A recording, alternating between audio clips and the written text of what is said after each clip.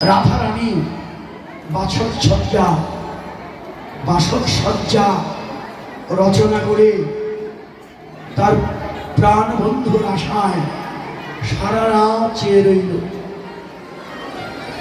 ওদিকে কৃষ্ণ কথা দিল আসবো, এলো না। সারা রাত চলে গেল, কৃষ্ণ এলো না। ওই যে পথিমধ্যে চন্দ্রা গিয়ে তার বন্ধুকে তার ঘরে নিয়ে গেছে। হ্যাঁ, নূপুর পায়ে যাচ্ছিল তো রুনুঝুনু চন্দ্রার ঘরের পাশ দিয়ে যেতে হয় পথটা। রাধারানীর কাছে যাচ্ছিল, পায়ের নূপুর বাজছিল। চন্দ্রাবলী টের পেল, এই তো যায় রে, ছুটে এলো। তুমি এই পথে নীতি করো গতাগতি, এই পথে নীতি করো গতাগতি, এই পথে নীতি করো গতাগতি, এই পথে নীতি করো গতাগতি। নূপুরের ধ্বনি শুনি, ওরে নূপুরের ধ্বনি শুনি, নূপুরের ধ্বনি শুনি, ওরে নূপুরের ধ্বনি শুনি। করো রাধা শোনে বাস আমাদের নৈরাস, ওরে রাধা সবে কষ্ট আমারে বৈরাস, ওই বঞ্চি একাকিনী, ওরে বই বঞ্চি একাকিনী। বলি আজ তোমারে ছাড়বো না আজ হে, তোমারে ছাড়বো না হে, অবধূ আজ তোমাকে ছাড়বো না হে। আজ তোমাকে ছাড়বো না হে।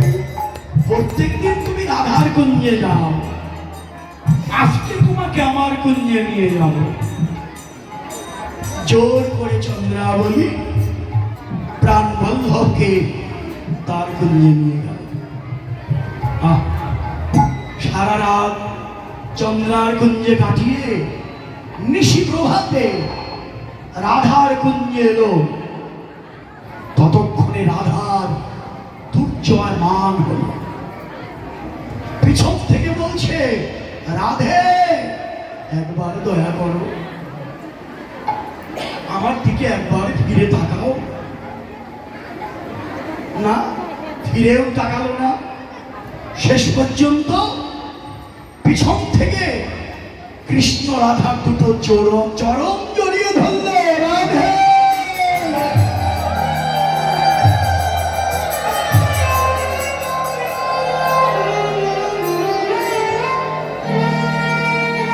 দয়া করো, দুর্জয় মানিনীর মান গেল না। রাধা পদে অপরাধী হয়ে কৃষ্ণ রাধার কুঞ্জ হতে বেরিয়ে গেল। রাধা পদে যদি অপরাধী কেউ হয়, তার দশা কি হয় জানেন? একটু লক্ষ্য করে শুনেন। রাধা পদে অপরাধী কৃষ্ণ যখন বেরিয়ে গেল, পথে যেতে যেতে এক অন্ধমণি পথে বসেছিল। অমনি অন্ধমণি বুঝতে পারলো কে যেন এলো। তুমি কে? অন্ধ তো, দেখে না তো, তুমি কে? কৃষ্ণ বললেন, আমার নাম কৃষ্ণ, আমি রাধা পদে অপরাধী। অন্ধমণি এই নামটা শুনে মুখটা ঘুরিয়ে ফেললেন। কৃষ্ণ বললেন, এ কি, তুমি আমার নাম শুনে মুখটা ঘুরিয়ে ফেললে কেন? এই মায়ের এদিকে, অন্যদিকে মন দিবেন না, তাহলে এখানে না এসে আসা হবে না, কথাগুলো যদি না শুনে। অন্ধমণি কৃষ্ণের নাম শুনে মুখটা ঘুরিয়ে ফেললেন।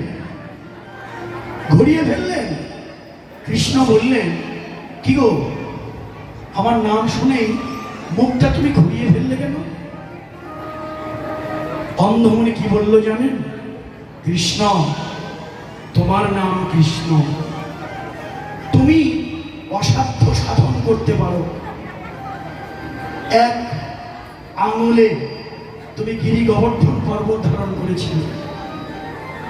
তোমার স্পর্শে আমার অন্ধ চোখ ভালো হয়ে যেতে পারে, এটা আমি জানি।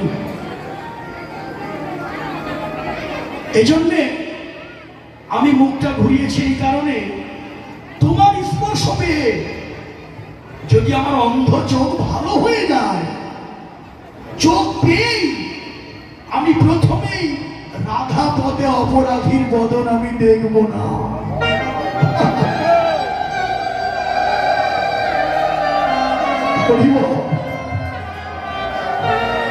আমি অন্ধ হয়েই থাকবো, তবু রাধা পদে অপরাধীর বদন আমি দেখব না। জানিয়ে দিল রাধা পদে অপরাধী হলে আর কোনোদিন বৃন্দাবনে যাওয়া যাবে না, কৃষ্ণ কৃপাও তাও হবে না। এই জন্য আমরা যেন রাধারানীর ভজন করি, জয় রাধে বলে